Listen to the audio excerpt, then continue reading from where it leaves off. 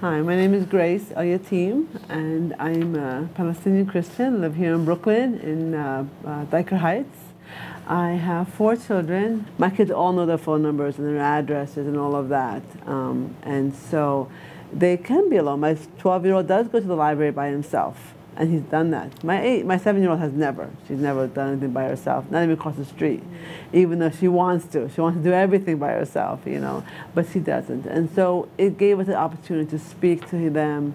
My son said, I know where I can kick him. I know where I told him yell and scream, bloody murder if somebody doesn't feel right or go near you and things just don't feel right. And I teach them to go with their instinct. My name is Heidi Hoover, and I have 2 daughters, a 10-year-old and a 6-year-old.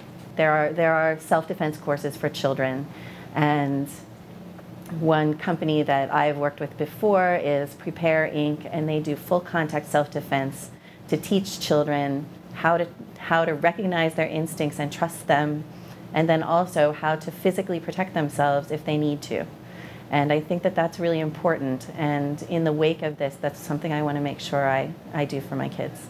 In the city, well, it's different. You need to teach them different kinds of safety.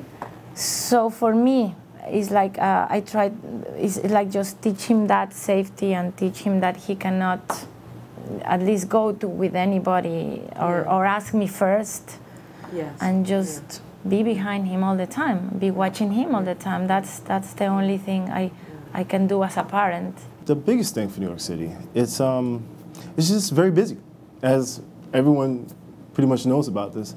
And that busyness could, pull anybody in. It's almost kind of hypnotic, you know? You just see the crowd whizzing by you, and you see the smallest little thing, and for a child, it just pulls them in. I try to always hold my daughter's hand. The small things kind of works for me. I think what was important is for parents to reinforce to their children that they're safe, that they're being taken care of by their parents, that they're protected. I think that's most important. I think it's very important that parents not allow their own panic and anxiety to spill over to their children.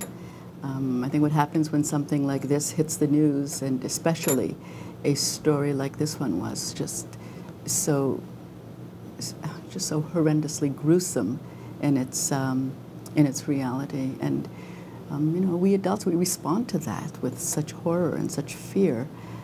So I think we have to be careful not to convey that to children, because it's not something. It's not the horror of it. Isn't the point. The point is that children have to be safe.